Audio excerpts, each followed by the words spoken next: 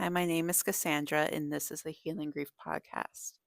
This is part two of the story of my mom, Janelle. Before I start this episode, I do want to give a trigger warning. There's going to be a lot of darkness in this episode, drug use, suicidal ideation, and depression, things like that, alcoholism. So I want to put that out there before we get started. So if any of those things bother you, come back to this another time. After mom died, I started to feel more responsible for my brother.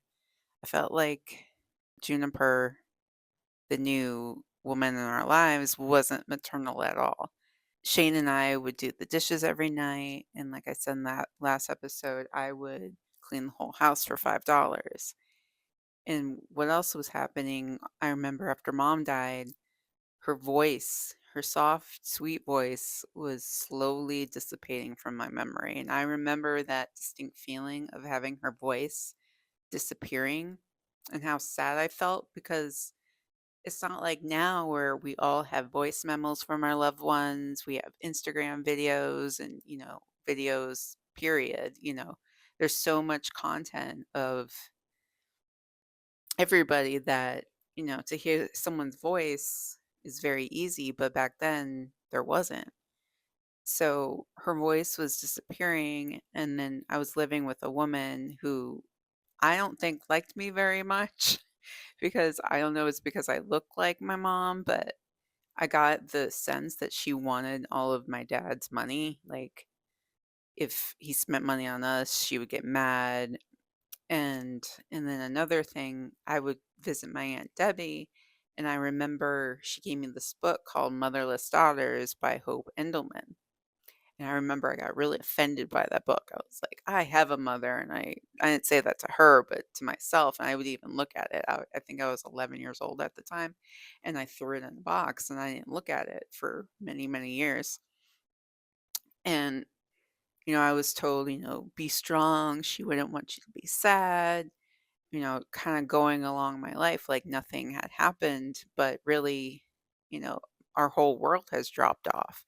I started to bake a lot. Like, I remember in high school, I won the best pie contest in my home ec class. And I just loved to bake because it reminded me of my mom. Plus, I love sweet treats, but then the problem was I would eat them all because, I would eat my emotions a lot. So I remember going through like weight issues up and down during high school just because to my mother, baking was a way of showing love. So whenever I baked something that reminded me of her, something like that, I felt a connection to her, which wasn't healthy for me, but it was an outlet. And then another outlet that really helped me. So I have to circle back to it was probably November of 1992. And I was at my aunt's house in Rome, New York. I'll never forget this. I was in the family room watching MTV because like when my mom was alive, I always had MTV on. And then this video came on. It was like a new Prince video. And I loved Prince from like he had the Bat Dance video in 1989, and the thing about that Batman movie by Tim Burton, Michael Keaton, and Kim Basinger, I always thought that Kim Basinger really looked like my mom. So watching that video when I was young, even when my mom and dad would leave me with family, and then when I watched that movie, I kind of felt like she was there and around. So that was my first foray into like Prince was when I was 6 years old and hear the Bat Dance video. And I would go running in and watch it because I just loved it so much. But then here in 1992, this new Prince video came on, and there was this woman in this glittery gold outfit dancing with a sword on her head. And I had loved swords because I was really into Shira when I was little. So I was like, I love dancing. I started dancing when I was very young. I would try to mimic videos and stuff. And dancing was against my mom's religion. So she was really kind of hesitant about it. But the last thing she ever got from a garage sale is this gold mirror that I have to this day, and that was her way of being like, "Okay, here's a mirror you can dance in," because dancers need a mirror to kinda see what they're doing, and so I took that as, "Oh my gosh, she's finally, accepting my dancing," and then right after that, she got sick. So here I am watching this video, and I remember very distinctly, like, crawling on the ground, getting close to the TV, just like, "What is this?" And I was just like, "Oh my gosh." And so when I turned 10 years old, my dad got me my first Discman. It was a CD player. My first CD was the Symbol album. It was called The Love Symbol at the time. It was the first introduction of Prince's Symbol. I get this album, and I really started loving Prince and stuff, and Maite, who is the belly dancer. And then in 1995, they released this album called Exodus, and it's from the NPG. NPG means New Power Generation. That was Prince's band and what Maite was a part of. And they had this record out, and I listened to it, and then so there's a little segue where they're talking and kind of joking around, and there's one who's like, "Oh, and I went to Janelle's house," and then hearing my mom's name, I think I was about 13 at this time, it really shook me because every time I heard the name Janelle, which was very rare, I would kind of jolt because I kind of still do to this day. But hearing that, I was like, what the heck is that about? And then I found out later on that that was Maite's middle name. She's Maite Janelle Garcia. And I was like, whoa, that's crazy. Like, after my mom dies, I find this woman with her middle name. And Maite was not just a belly dancer, she knew all these different forms of dance. And so I started studying all these forms of dance, and I found that movement really helped me work out my difficult feelings. And I also discovered that belly dance is a dance rooted in like a mother-daughter relationship, like it would pass down from generation through the females in the family. And I just loved being connected to all these females and mothers. Like I always wanted people to mother me. So through dance, I found a lot of de facto mothers. Prince and Maite got married in 1996. And they had this thing come out called Coincidence or Fate, where they had, Maite's mom's name was Nell, and Prince's last name was Nelson, and then Prince's dad's name was John L, like Janelle, like all these things. And so I'm like, or my 13 at the time, I'm like, oh my gosh, that means that I'm connected to them. That means that, this is why they've come into my life. And I had always loved dancing too. Like Paula Abdul, I really loved, and like the Gold Heart Snake video I got in trouble for, and Madonna I really loved. My mom did not approve of Madonna.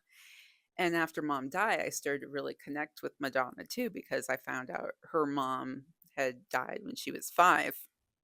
And Madonna was always, also from Michigan. So I was really kind of drawn to people that were motherless like I was. All these things were coming to me, and I really found dance as like a way for me to move to move stuck energy out of my body. Like I didn't realize it at the time, but that's what I was doing. Like I was shaking the trauma off my body, even though like it was manifesting in different ways.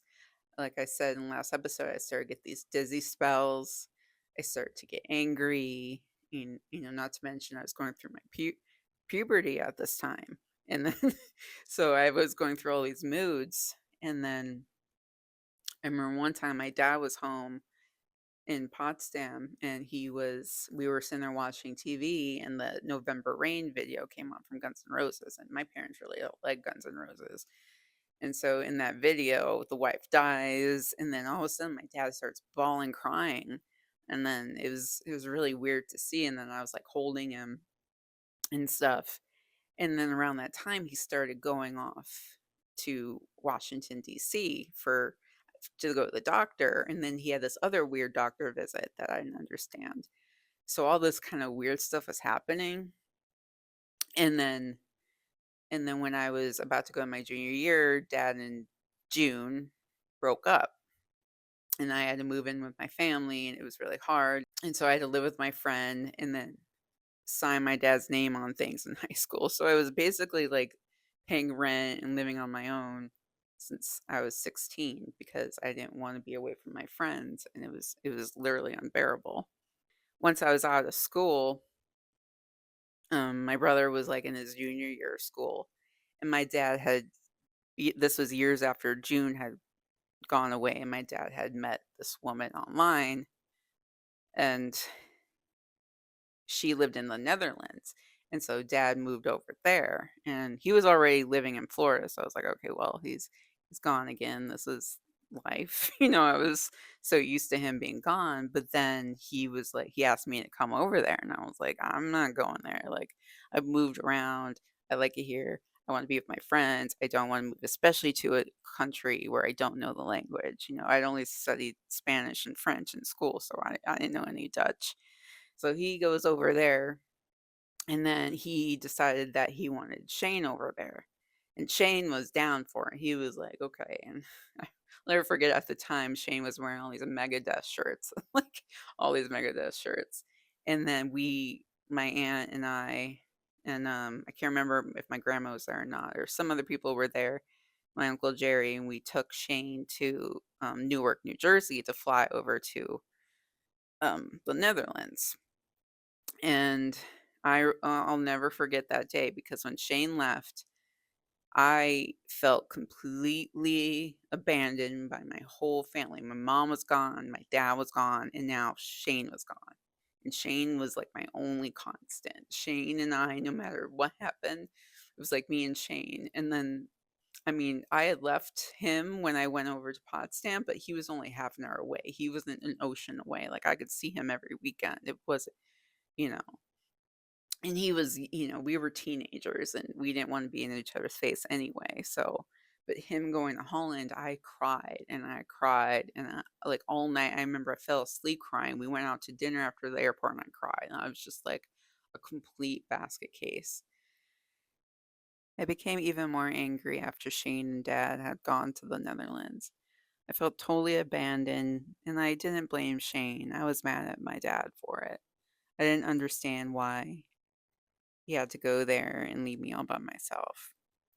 And in this time, I started to experiment with alcohol. I remember the first time I got drunk, it was off of peach schnapps, vodka, and orange juice. My friend called them fuzzy screwdrivers.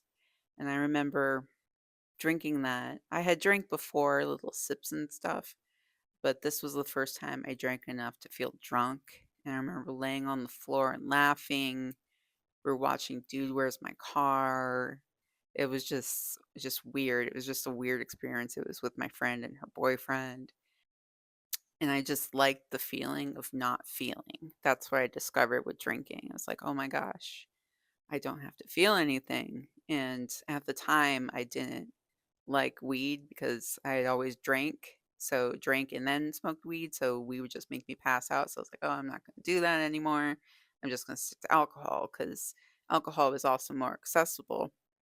My aunt and uncle had a liquor cabinet in their they had a little pool room, so they had a liquor cabinet, and I started sipping out of the Southern Comfort. I would like slowly take sips of the Southern Comfort. I would take sips of the other stuff, and I just kind of discovered what I liked, and I liked whiskey and stuff. And then Shane got back from from Holland, and I can't remember exactly what year it was, but dad came back from Holland to Holland, the Netherlands, in 2003. And I'm going to read a passage from my diary. I had this diary since I was 14 years old, but I wrote this passage. I have it right in front of me on July 22nd, 2003. It says, I feel like writing and not online like I usually do. I'm so confused with my life right now that my thoughts are all over the place. I was in Michigan picking up dad since he is back from living with his new family in Holland. He asked me how I felt about things, and I told him that I didn't want to talk about it. As he got more and more frustrated, he asked whether I wanted him to go away or not. I told him I didn't know. How hurt I was that he left Shane and I to start over with a new family. He got up. He started mumbling to himself that he couldn't believe that he was going to do what he was going to do. He handed me my mother's death certificate. I looked at it and something jumped out right at me. At first, I thought it was a mistake. It was wrong. She hadn't died of encephalitis.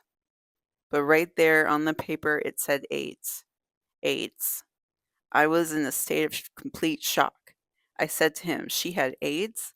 And he told me that she did, but it wasn't because of sex or drug use, that it was because of a blood transfusion, that he still won't tell me what it was for.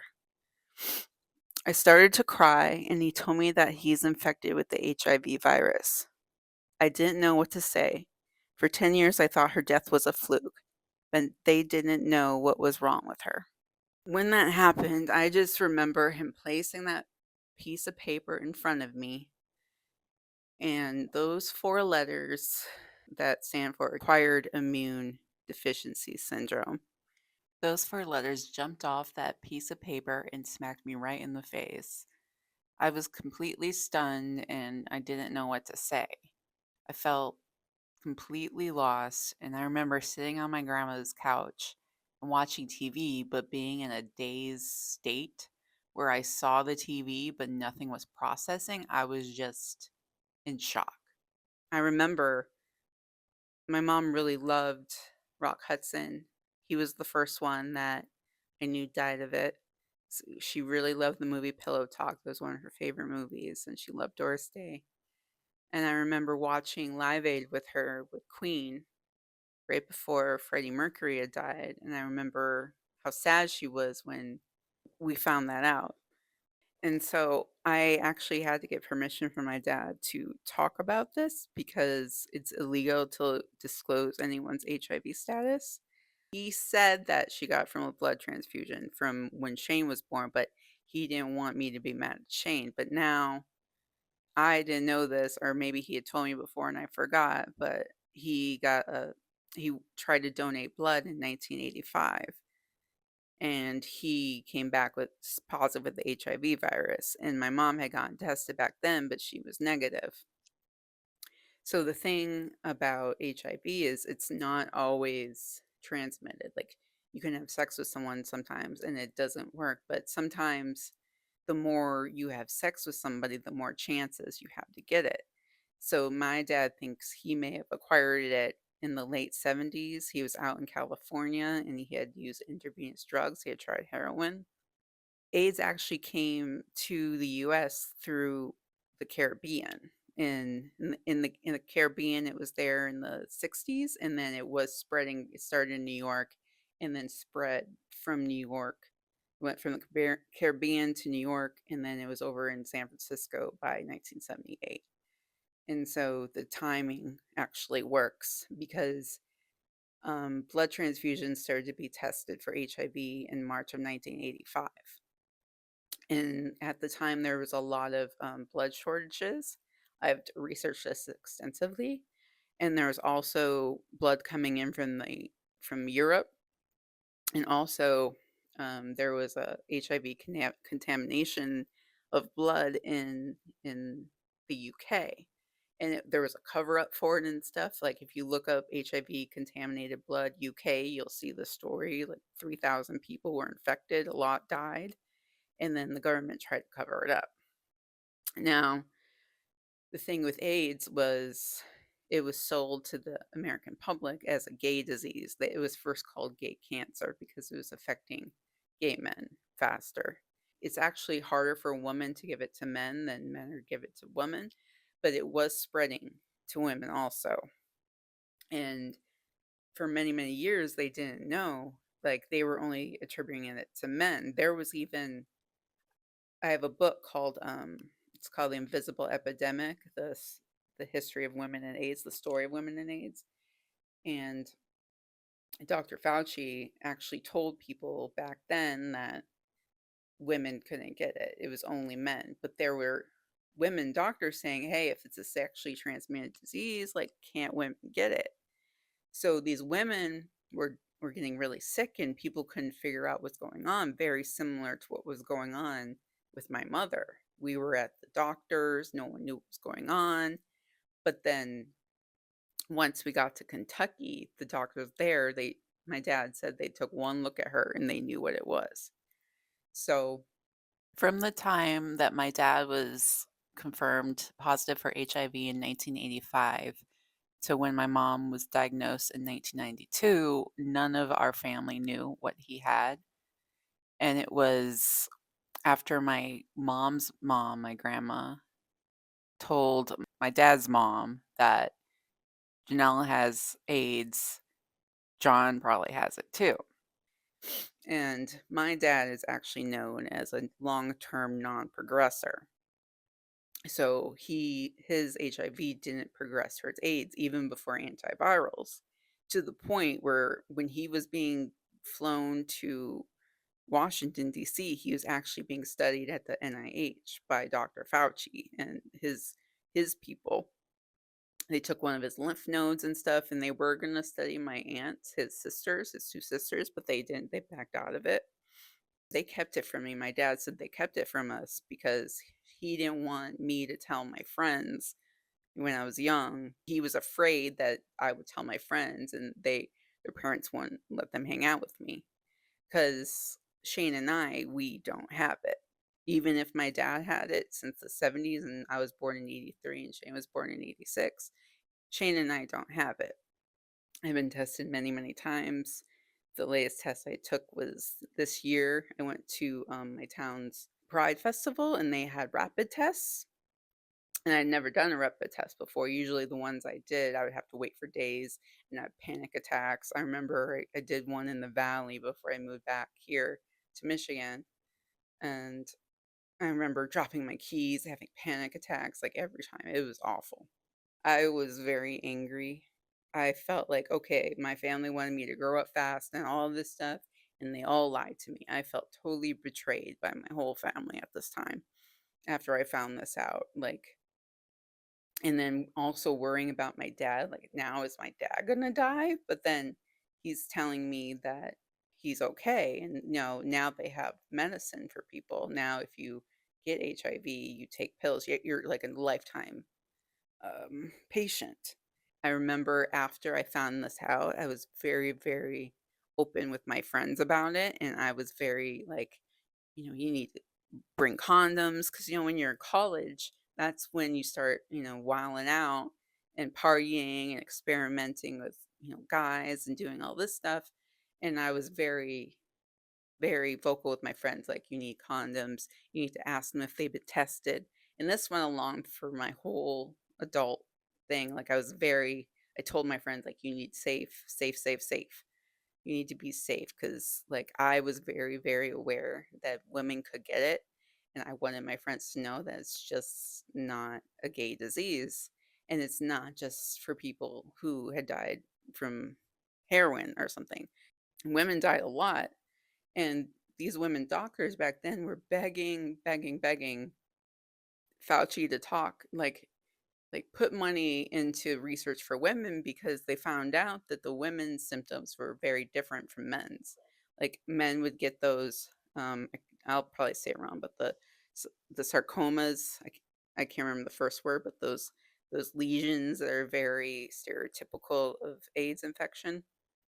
So they would get those, but women, they would get what my mom had, the rash, the night sweats, the fever, the headaches. So basically, the swollen lymph nodes, those are all immune response. So I was really angry with my family, and I had kind of grown up and always wanting to move to California. So my idea was to go to the school. It's called the Art Institute. I had found it from this girl that I met on LiveJournal. Like, LiveJournal was this thing back when I was in high school, and I would write all my feelings. So, like, when I mentioned in my journal entry, I don't want to write this online, it was because I would have this live journal, and I felt very protective of my mom because, as like my dad just told me, is it's not very couth or cool to be like, oh, how did you get AIDS? Like, how did you get it? But it's strange to me because that's what people think. Like, oh, what did they do to get it? What did they do? It's different than cancer, where if someone has cancer, you don't ask them, how'd you get it? How did you get cancer? Like, you don't accuse, it's like very accusatory to be like, what did you do? What did you do to deserve this? And that kind of made me realize, I was like, oh, is this why he didn't want me to be around her family? Was he afraid that they were going to tell me? And their thing was like, if you became worldly and leave the church, my mom was wearing makeup and doing all these things she wasn't supposed to, and then she gets AIDS and dies. So I wonder if he was afraid of that. And I found out because since I've reconnected with that family, like one of my cousins, they told me that they didn't know how she died. They're just like, oh, she got sick. And so I decided to move to LA. I was 20 years old, about to turn 21.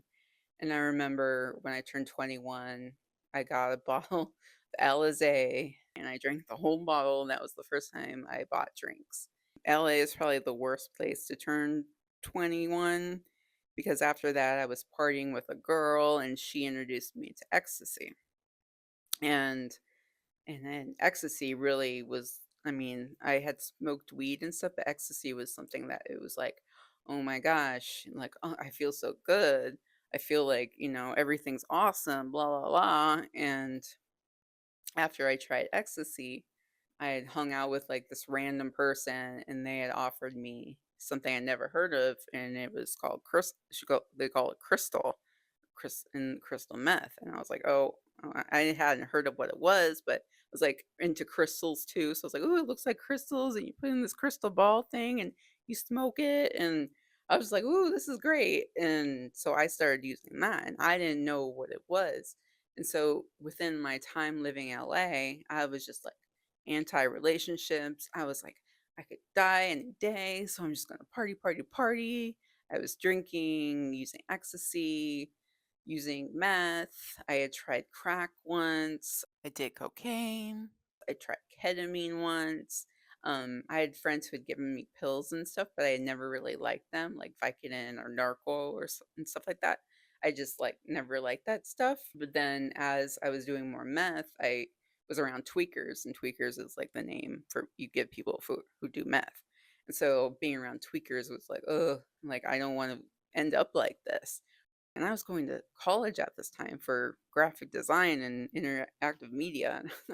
Like I don't know how I got through this stuff, but I just felt like so lost. And I was living in a city like LA, and I remember the first time I had a panic attack. It was when they did this AIDS walk. I remember parking. I was working at Enterprise as a driver at the time. I remember parking and seeing people like celebrating, like woo, like, and I had just found out about AIDS being in my life, and I remember pulling over and having my first panic attack, like hyperventilating, like because I like to see people celebrating something that had destroyed my life, and it wasn't like a celebration. It was just like the feeling that there being like a party like that really bothered me. As I was falling into this dark, destructive path of addiction, I was getting even further and further away from myself. I had actually met Maite when I was 19. She found out I had made a fan site for her, and through a friend, she found out that my mom's middle name was Janelle, and she'd known that my mother had passed away. And then she started talking to me, so we started to work together. And when I moved to LA, she actually took me out for my 21st birthday. We went to the Avalon on Vine, Hollywood and Vine. And I remember she taught me the endorphin machine and she bought me drinks and stuff. It was just like so surreal. Even before that, when I was 16, I got to dance on stage with Prince. And I danced on stage with him actually 3 times. Because when I was 10, my dream, as I was losing my mother, I remember I was in Kentucky at school and I wrote down my dreams. I said, I want to dance on stage with Prince and meet Maite. And so by the age of 18 or 19, I had done both. And I ended up meeting Maite. She was dating Tommy Lee at the time. And I met her in Detroit. And so when I moved to California, she was seeing me and she took me to Coffee Bean for the first time. And that was really cool. I got to go to her house. But then as I got into drugs, I got further and further away from what I really loved, which was dance and things like that. And I remember Maite wanted me to do her site, but I was too strung out that I missed the opportunity and I started really beating myself up over that. And I was going to school, and my school had this really cool class called like Myth and Magic or something. And this was the first time I ever meditated because I didn't know what meditation was. Like, I had no clue about mindfulness or any of this stuff. And so I'm in this class. I was sober at the time, thank goodness. And I did my first meditation. And I remember when I was meditating, I fell into this space. And all of a sudden, I felt this warm hug around me. And immediately, I knew it was my mother. And this was my first kinda inkling that, "Oh my god, there's something," and I remember telling the whole class this with no qualms. I raised my hand because 'cause they're like, "What was your experience?" And I was like, "I think my mom just hugged me." And, some people looked at me. I didn't care because, I was kinda grew up to be a little weirdo because when growing up, I was in school, I was the belly dancing Prince girl because everyone knew I liked Prince, and so I was okay with being a weirdo, so I told the whole class this. And And so I really felt like I was falling away from myself. Drugs are getting me further and further away from myself. And end up getting in this really bad relationship and then leaving LA in 2008 and going back home. And I was super depressed. The most intense thing happened when I returned home in 2008. My aunt had found an old video from Christmas 1985 when my mom was pregnant with Shane, and now I know that this Christmas, my dad thought it was gonna be his last because at the time in 1985, if you were diagnosed with HIV, you thought you were gonna die. So Debbie finds this video and she's like, "Your mom is in it," and she talks. I hadn't heard my mom's voice since 1993 when she said, "I never told him." So when she put the video on and we waited and waited and watched the beginning part of the video, and as soon as my mom was about to come on screen, my aunt was like, "Are you ready? Here it comes." And then I heard my mom's voice, and it was like a thunderbolt to my heart. I immediately started bawling, crying because to hear the first sound you ever hear as you're in the womb again after so many years was like, I get chills even thinking about it. I still have this video, like, I watch it whenever I can. To hear her voice again was such a remarkable, amazing experience. She doesn't say much in this video, and her voice is really quiet, but I was able to extract a few phrases she says. Here they are. This is my mother's voice. You was busy shopping. Aww. Well, that's cute. Even listening to it now, I feel this longing for her, but also very thankful that I'm able to share these clips with you so her voice will be heard from anybody. Like, I love the idea of people knowing about her. That's why I'm telling this story, and that's why I want people to know her. I don't want everyone to just know how she died. I want to really illustrate how she lived and allow people to experience her essence because it was such a sweet, strong essence, and you can hear that in her voice. So my mom died at 31, and when I was under 31, at any point you could ask me, I could tell you, "Oh, I'm 5 years younger than my mom was when she died." I was 4 years younger, I was 2 years younger, and so I had moved back to LA. I left LA for a couple years and then moved back in 2010 because I couldn't find jobs in my field in my old town in Ogdensburg. I was having to actually be a substitute teacher to raise money to move back to LA. And I started working at my first digital ad agency. It was in Encino, and I was working there when I hit what is can be called as the magic number. My magic number was 31. So when I turned 31, I definitely went through a dark night of the soul because I realized being 31 that I was so young and I was throwing my life away with drinking and I was just putting myself in danger. So then, when I outlived my mom at age 32, I had a whole switch. Something in me switched where before, like I said, I would be like, I could die any day, so I'm going to do whatever I want. And then it turned into, oh my God, I could die any day. I need to live my life for mom and I need to do something better. Like I survived. I don't know how I survived. I I had been drinking and driving. I have driven home blackout drunk to the point I looked outside and freaked out to see my car there. I was very aware that if I kept going the way I was going, I would not survive my addictions, I would not survive my trauma. It would just be a waste, and told myself, I was like, "This is not gonna happen." I turned 32 in 2015, and I got a couple real expensive beers. I went home, and I drank them, and that was the last time I had a drink. Since I quit drinking, I realized, "Oh my god, I have to feel my feelings." I've been also told in a work review that I was not self-aware, and I remember hearing that and being like, "What does that even mean?" So, I started when I quit drinking, decided I need to find all the negative parts about myself, my anger, my being in my head, my overthinking. I needed to look at those things and figure out where they came from and how I can fix them. And the year before, I had just seen Prince. He had gone to LA for a surprise show on March of 2014, and I had gone, and it was one of his longest shows, and then because I had stopped listening to him for a while after he and Maite got divorced and he married his mistress, very similar to what happened with my dad and June or Juniper. So I had stopped listening to Prince, and I started to lean on Chris Cornell. I loved Cornell since 1994 when the Black Hole Sun video came out. I really leaned on music because my mom really loved music, so music was more my religion than anything. And so with Prince, I found hope, and with Chris Cornell and his music with Audioslave and Soundgarden, I found kind of the anger and pain of what I was feeling. But I was so glad that I was able to see Prince in LA because I had seen him.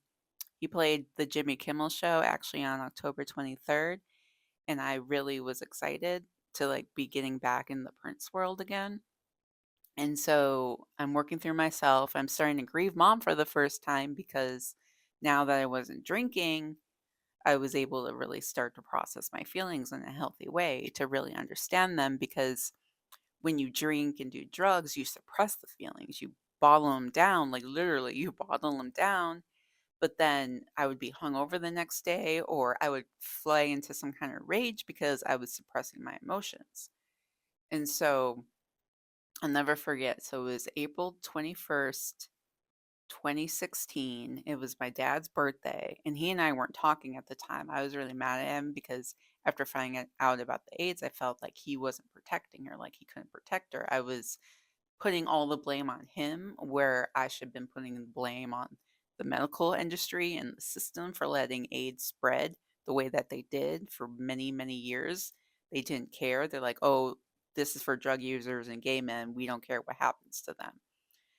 So I was blaming my dad because I wanted someone to blame. So I didn't talk to him for 10 years. And so on this day, I was on the bus. I didn't have a car at the time. And I wasn't even looking at my phone because I was thinking about my dad and how we weren't talking. And then I walked into the office and my coworker was like, "Oh, did you hear Prince died?" And I was like, "Psh, no, he didn't. What are you talking about?" And like I got angry and then I kept hearing everyone else say it. I said, "No, if there's someone down at Paisley Park, then it's probably a fan." And I went to my computer and I messaged my friend Samantha, who I'd gone to Paisley Park with, and we both danced on stage with Prince together. And she's like my closest Prince friend. And I messaged her and I was like, "Well, is this true?" And she's like, "Unfortunately, yeah, his publicist confirmed it." And I remember sitting at my desk just being shocked, like in complete shock. And all of a sudden, all these videos were showing up that I hadn't seen because Prince is very conscious of his image. He didn't want anything online that he didn't approve. So he would have actually his sister on YouTube flagging videos to be taken down. And so I'm seeing all these videos I haven't seen in years. All these emotions are flooding in. And keep in mind, Prince was the thing that got me through my mom's death. Like there's a thing called transference. And at the time when my mom died, I didn't have, Juniper was there, Juniper was there, and then my dad wasn't really there. So I kind of fell on Maite and Prince to quote unquote raise me. I kind of saw them as de facto parental figures. And so Prince dies, and it was a mess. I was a mess. My coworkers were like, "Do you wanna go home?" I was like, "No, no, no," but I remember I couldn't work, and they were sweet enough to, didn't force me to. I shoulda went home that day, but I didn't. And then I was just a complete wreck to the point where my boss at the time, my creative director, called me into her office and she's like, "Sandra, you're not okay. We really want to get you some help. We know this therapist that you could go see." Because I hadn't been to a therapist since I was about 11 with that male therapist. And I was like, I don't want to do this. So we found a female therapist in Burbank and I went to her and I was crying, crying, like I was constantly crying, and it was getting really scary because I had never thought about heroin until that point because I read something saying, "Oh, heroin makes you feel like you're with your mother again." So it's like, "Oh, I want to try that." Or I was reading, "When you die, you get to be with your loved ones again." So I was like, "Oh, maybe I want to die." And that was a really scary feeling because I just had lost hope. I didn't want to go on. It was like I was engulfed in this pain. I just didn't want to feel it anymore. And truth be told, if I didn't have my brother Shane, I honestly don't know if I would still be here. It's really awful to say because I just wouldn't do that to him. No matter how much pain I was in, I wouldn't let my brother lose his sister too. So, in my darkest days, I was like, I can't do that to Shane. I can't do that to Shane. And so I started to go to therapy. My company at the time was nice enough. I mean, this is like above and beyond. They gave me $1,000 for therapy because, as you know, therapy isn't really covered by insurance. It's very hard to pay for it. So I started to go to therapy, and this therapist was in Beverly Hills. So I literally had a shrink in Beverly Hills, like the Let's Go Crazy song that's so famous. And I started going every week. And it was really, really good for me because I started to understand where all my feelings were coming from. And we did something that was really amazing for me. It's called EMDR, which means eye movement desensitization and reprocessing. So basically, in EMDR, you take a bad memory and you work through it. You work through all the emotions. There's like a worksheet, and then you hold on to these things, your right and left hand. And as you're working through these memories and she's asking you questions, it's going back and forth, left to right.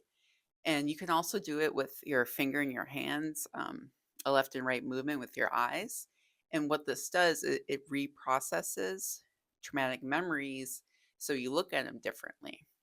Like, for instance, there was one memory where I felt really scared, but then I also felt really strong. And so what happened where I would think about that memory before I would feel scared, but then after the EMDR, I would feel strong when I thought of the memory. So it switched it. And it was completely beneficial, but it was not easy. I remember after those EMDR sessions, I just felt spent. Like I would go home and just kind of pass out because it was a lot of work. It's a lot of work to work through trauma. And having a therapist really helped me break everything down. And I wanted to explore more and more about my family and my past. My mom and I used to do this thing where we would go for walks and pick dandelions. And it was so cute. She did this thing, and when she picked him, Mama had a baby and the head popped off. And she would like pop off the yellow ones and make wishes out of the white ones.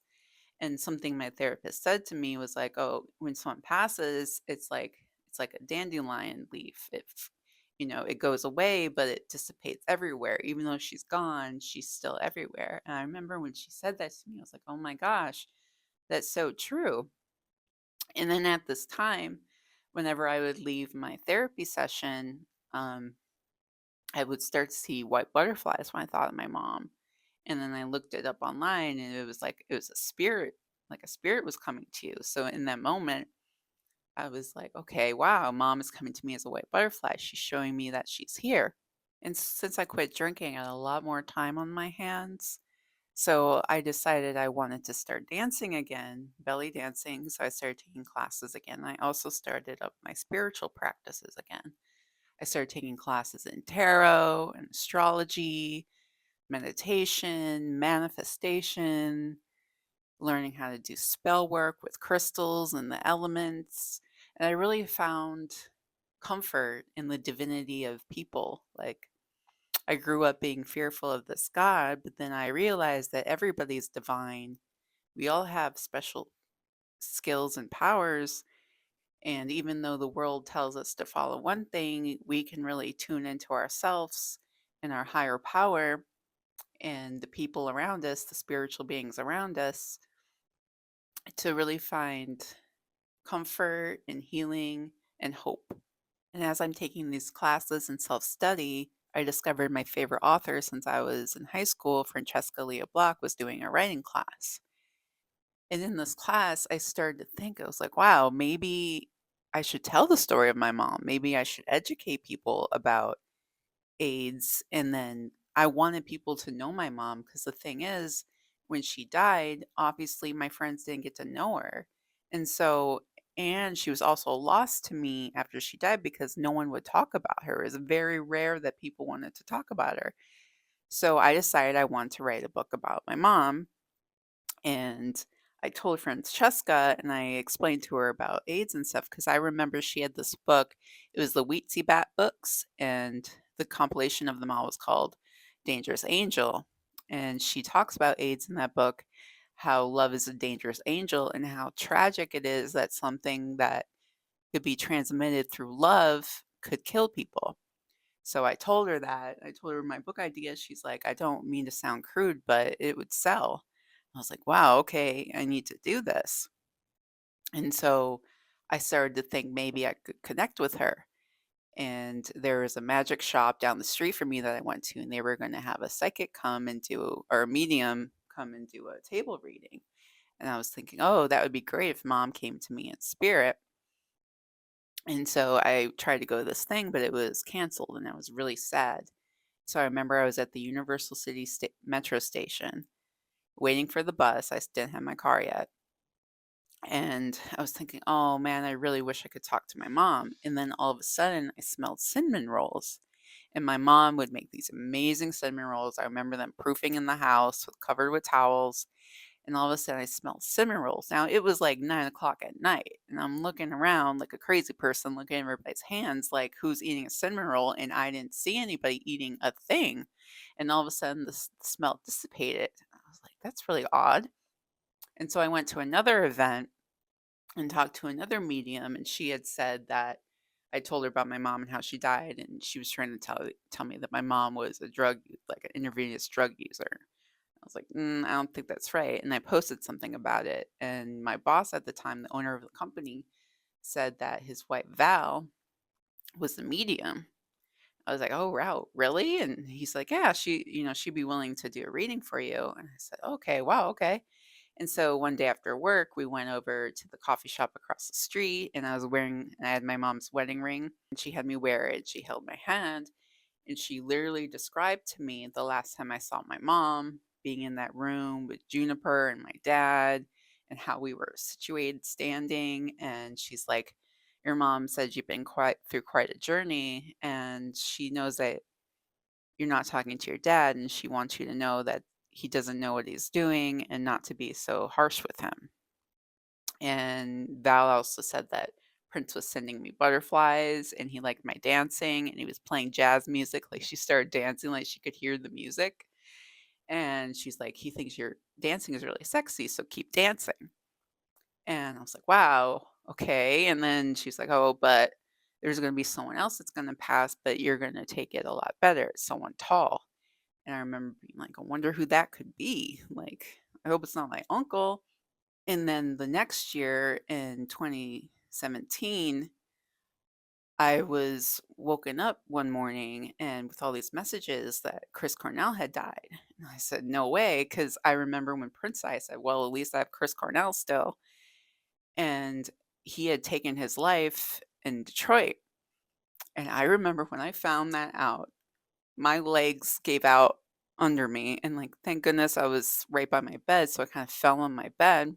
I mean, it was bad, and then Val talked to me again, And she was like, "It's your inner child. Your inner child is screaming out because she wasn't protected, and you need to nurture that inner child. Like, adult Cassandra is here. She's taking care of little Cassandra in ways that little Cassandra couldn't take care of. So, really understand that there's two people inside of you, and you need to, honor that."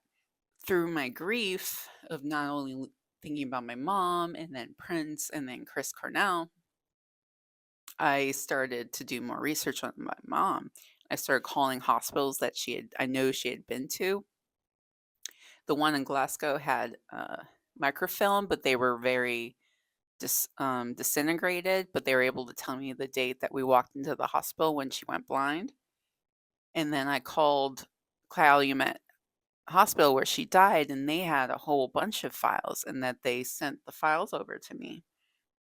And I remember getting those files and going into an office at work and just poring over them and seeing how age just ripped my mother apart. Like, she had pneumonia, she had central nervous system disruption, she couldn't go to the bathroom on her own. It was just awful to read, pages and pages of what she was like, and her short-term memory was going. And in this was a receipt for her body that my grandfather had signed for.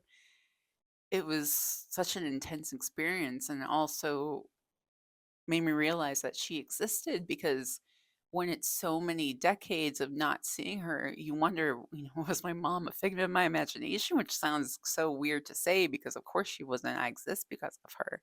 But as years go by, she was further like slowly drifting away from my memory. And so now that I wasn't drinking, I was bringing calling her back. I was calling her back to me. And I remember I thought one day, I was like, "Oh, I would love it if I wish I knew things about when I was a baby. Like, I'll never know things about when I was a baby."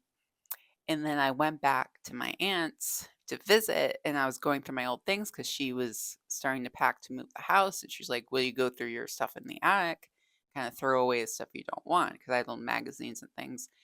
And then I ended up finding these notes.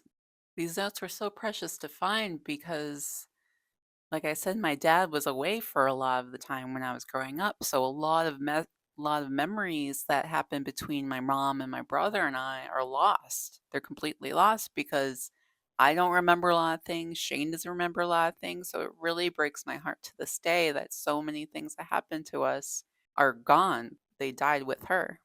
In September 2017, Shane got married, and going to his wedding, I was a bridesmaid, and it was such an intense experience because, like I've said, life events without my mom are very bittersweet. I just always feel the absence of her. And Shane's wedding was especially hard. And I was still estranged with my dad at the time. So I had told my brother I would be cordial to my dad, but it was still really weird. And my dad brought his girlfriend, and it's always like an awkward situation. But I remember during the ceremony, Shane saw his wife come down the aisle and started crying, and then I started crying. And then as soon as she reached the end of the aisle, I turned my head and there was a butterfly behind them, and I really burst out into tears.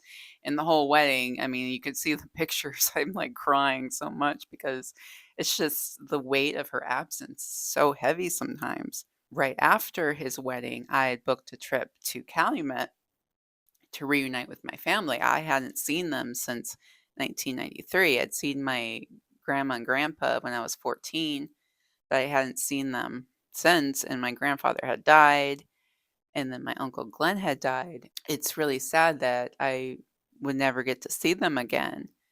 And it just breaks my heart that not only did I lose my mom when she died, I lost my uncle Glenn too. And so I returned to Calumet. And my Aunt Debbie, my mom's Debbie, lived in the same house, and I remember going up to the house like, "Oh my gosh, I remember this house. I remember my mom coming into this house." And it also felt so strange to be in this house without her. And I remember I walked through the door, and Debbie was there, and my grandma, and we all burst into tears. We're hugging and crying, and it was just so intense because they had these accents that I remembered and their soft voices that remind me of my mom.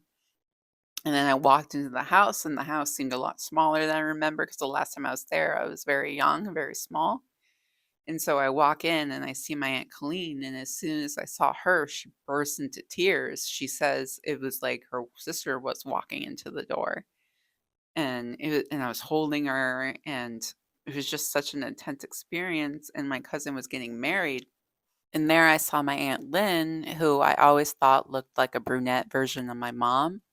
And since obviously my mom's been gone, I don't know what I'm gonna look like when I'm older. So I remember studying Lynn's face, like, okay, okay, I'm gonna look young when I'm older. So it was very surreal and such a comforting feeling. And so I go to the wedding and I was like, oh, where am I supposed to sit? And like, oh, actually, your mom was her godmother, so you're gonna be sitting at the head table. And I remember I had to go outside for a second and get some air because it just sometimes I feel like I took her place, and that it's a weird thing to say, but that's what I feel sometimes. But the magical thing about that was after the wedding, we all went outside because the northern lights were there, and I was just like, "Mom is here. She's happy I'm here." I was able to go to her grave since the first time since her funeral. Debbie took me there, and I bought her flowers, and it was it was such a sad feeling, but also really nice being there. Debbie lives really close to the hospital that she died in, and my cousins were telling me how they would walk her to her appointments before she was put into the hospital because my aunts and grandma were taking care of her until it got to be too hard. Like, I can't imagine to this day what that was like because mom didn't want Shane and I around her, seeing her get progressively worse and worse and worse. I think she wanted us to remember her the way she was. While I was there, my aunt also asked me, she's like, "Oh, do you have any pets?" And I said, "Well, no." She's like, "Well, your mom really loved animals." And then I had been wanting a cat. So when I got back, I discovered my apartment, which I thought I couldn't have pets in, that if I was able to get a note from my therapist saying I needed an emotional support animal, I could get a cat. So I ended up getting a cat from Maite's rescue. Maite has a rescue. And it was really cute because her daughter had named him Pickles, and my brother loved pickles. And then when I went to pick him up, they said his name was Monkey, and that's what me and mom would call Shane. So I was like, okay, this is meant to be. And so I ended up naming him Max, Max after a Prince song called The Max, and Christopher after Chris Cornell, because I literally got Max as my emotional support animal to get me through the deaths of everybody. And I remember when I first got him, I was so afraid he was gonna die, like, all the time. I would leave the apartment to go to work and be crippled in anxiety that something bad was gonna happen to him, because the thing about grief is you're very aware that anyone could die at any day. So I try to really engage with people in a way that is connected, like, I never take people for granted. If I care about you, I care about you completely, and I want you to be the happiest, most healed person. And I just want to make people feel good and nurture them because I'm a Cancerian. My sign's Cancer, so like I'm very motherly and nurturing. I love to cook and take care of people. So I got Max, and he really helped me, kind of calm and work through things and start to feel more comfortable with really loving somebody completely. And then 2020 came around and the pandemic happened. And I remember when I had to wear a mask for the first time, I had another panic attack. And it was just really bad. And I started talking to my therapist again. She told me I was getting something called anticipatory anxiety. I was so worked up about wearing a mask that once I did, I was dropping things and just losing my mind. And then Fauci started to show up on TV, and my aunt was like, "Oh, that was your dad's doctor." And also in this time, I found out that my dad had stage 3 cancer. I really was like, "Okay, I need to stop being mad at him." I got his number again, and I called him, and we started to repair our relationship. And honestly, him going through cancer really humbled him. Like, he had never apologized. And I also discovered that he had a opiate problem after he broke his back in 1985 or 86. He was actually addicted to opiates, and I found out Juniper was too, and that's why she didn't eat that much. So then I was like, "What the heck? You left me with this woman that was a pill popper," you know?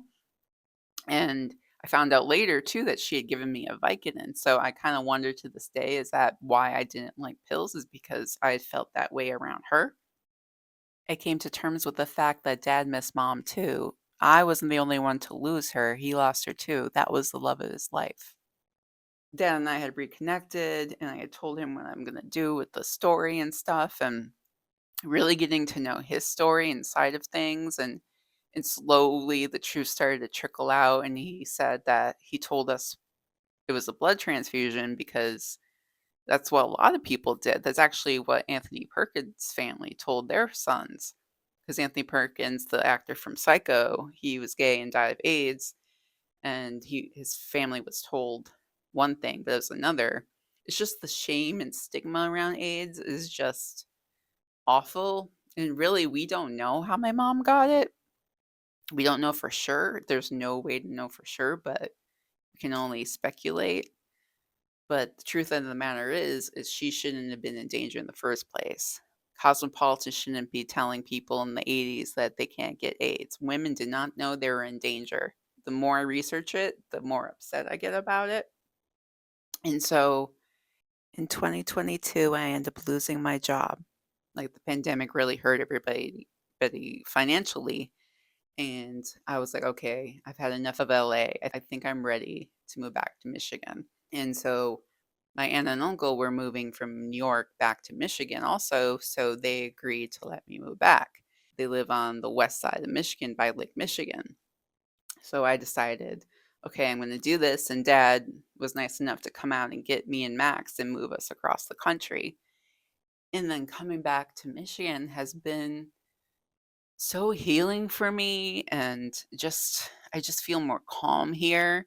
I'm able to drive up and see my mom's side of the family. They're 9 hours away. Minneapolis is 9 hours away. And just being near Lake Michigan is so magical because the last time I lived with my mom was in Escanaba. And although it's the different peninsula, it's the same lake. So whenever I'm in Lake Michigan, I feel my mom with me. I just feel like she's happy I'm back and I'm able to reconnect with my roots. Because living in LA, I was so far away from them. And now I'm back in Michigan and I'm able to feel her in Michigan more often. For example, there's a ton of white butterflies where I live. My dad and I went to a concert one time and we were bickering, and all of a sudden the stereo turned up, and I was, I was like, "Oh, that wasn't me." He's like, "It wasn't me." I was like, "Oh, mom wants us to stop fighting." And then when I got my apartment, my dad was coming over, and it was the first time he was going to come over and see it. And I smelled cinnamon rolls in my apartment, and I hadn't had that experience since that day in the subway. So I really feel like she's happy I'm back. And something I do now that I go to my mom's grave by myself, I lay on it, even though there's these white rocks over where the casket is. I lay on it, and I remember the first time I did that, I could literally feel my mom's body under me, and like this string, like this metaphysical string from her to me just shocked me. It was one of those, I call it a lightning bolt. Like it's so intense. I know she's around me everywhere. Like she sends me songs. Sometimes when I talk to her out loud, I ask her questions and she'll send me words on TV. And she used to call me Sandy. She's the only person that ever called me Sandy. So sometimes if I'm thinking about her, all of a sudden Sandy pops up and I know she's speaking to me. Before I close up this episode, I want to ask myself a series of questions that I'm going to ask my guests when they come on.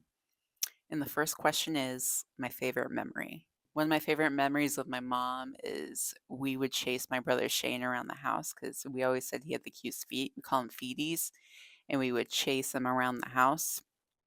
It was so funny. And then also another one was she would never let me have Wendy's because she said burgers aren't supposed to be square. And I would be like, what about White Castles? And she said, well, that's different because the bun was square too. Another rule she came up with is one time I found a $20 bill in an ATM and I told her about it. And she says, when you find money, you're supposed to split amongst the whole family. So she got $7, I got $7, and Shane got $6. It was just too cute. The second question is a song that reminds me of her. It would definitely be Que Sera Sera by Doris Day. I remember watching that movie with her. And then when that song would play, we would be kind of singing it to each other, or she'd be singing it to me while she was cleaning. My mom's most notable feature, I would say her piercing blue eyes. She had these really beautiful blue eyes, and she had the best legs. What was her style like? She had different styles. Like if she was going out with my dad, she would be in these rocker chick clothes, kind of like a Joan Jett kind of rocker girl. And then at home, she'd be in t-shirts, comfy. And then with her family, she's more covered up. Any funny sayings? She liked the movie Valley Girl, so she would tell my dad to go suck on an egg. And then one time he did, or gag me with a spoon. She would say that, which was really funny. Any hobbies or traditions that you've continued for them? I remember we would go on long walks, so I like to go on long walks, and she also would bake Christmas cookies, sugar cookies at Christmas time. So every Christmas, that's what I do for my family in lieu of gifts. I spend hours making these cookies, and I also like to make her pasties. I made them for my brother a couple years ago for his birthday, and he hadn't had them since my mom made them, and he remembered them. And I remember crying because I was like, "Oh my gosh, it's so great that he's remembering something about her through my cooking." The next question is, are there any mementos or precious objects you have of theirs? My precious object of my mom's would be her jewelry. I have 3 jewelry boxes in my bedroom, and they all belong to her. Now they're mixed with my jewelry, but I have, like, her favorite necklaces and stuff, and photos, even if she didn't give them to me, like, any photo that I get of her, I swear I wanna crawl inside of. Her journal from her big trip, and then I have, like, a songbook that she wrote. She really loved music, so she wrote all these lyrics down. It's super, super cute. And what do I want people to know about my mom? I want people to know her quiet strength and her resilience. She really taught me to be independent and strong, but thankful and nice to people. What important things did they teach you? Something my mom taught me was to be kind no matter what. My brother, one time, he went to a neighbor's house and he got me this strange looking doll in a sweater. And I told him that the doll was ugly and I was kind of mean. And mom was like, "Why do you say that to him? He loves you. Even if you don't like it, say you like it." And I just remember being in our trailer and crying. I felt so guilty, and she taught me how to really love someone unconditionally. My mom in one word, resilient. And a message for her now. Mom, I love you, and I hope I'm making you proud. I'm sorry we couldn't be together in the physical for very long, but thank you so much for protecting me through all my craziness. I can't wait to see what else we can do. I miss you so much, and I'll love you forever. To close up this episode, I really want to thank you for listening. This warms my heart so much that I'm able to talk about her, especially this month. As I'm finishing this episode, it's Wednesday, October 16th, and in 1 week will be her death anniversary. And usually I'm really upset around this time, but because of this podcast and because of the love of the people in my life and their willingness to walk with me through this, I feel more connected to her every day. I want to tell her story not only so people can know her, but to go first and to tell people it's okay to talk about our loved ones. Like, it's better to talk about them because the less you talk about them after they're gone, the less you're going to remember. So I really want people to understand that and really capture people while they're here, capture their memories, write things down, have notes of theirs, keep things. Keep things that you might not even think you want, but don't become a pack rat with it. But honor people. It's the way the Egyptians did. They built whole tombs to people with their favorite things, and so they felt like when they came back to Earth, they would have all the things they want, and I always really loved the way the Egyptians thought about death. The whole basis of this podcast is speak the name of the dead and they will live again. I feel so thankful that I was able to fill so much time being able to talk about her, and I still have so much to say. That's why I'm writing my book. That's why I'm going a fact-finding mission to discover her and discover my life. And as I've done this, I feel like myself again. I feel like little Cassandra, but grown up. I feel like I've come back to myself through coming back to her. I had black hair for many, many years because I didn't want to look like my mother. And now I have blonde hair again. And honestly, sometimes when I look in the mirror, I see her or my brother. My brother acts like her a lot. And supposedly I have a lot of her mannerisms that I don't remember. My cousin told me that. So I'm just really thankful that I've been able to get over myself and do this and really bring her back to me and bring her back to my family. I have pictures of her all over my apartment. And I really believe the more you talk about things, the less shame there is. Shame kills us, it kills people, and it makes people hide and tell secrets, and secrets are awful, as I know. So I want to bring light to dark. I wanna avenge her death because if we could end AIDS in my lifetime, I would be so over the moon, so that's why I wanna educate, I wanna tell these stories, I wanna interview other people who have lost people the way I have, and I really wanna thank you again for listening, and remember forever.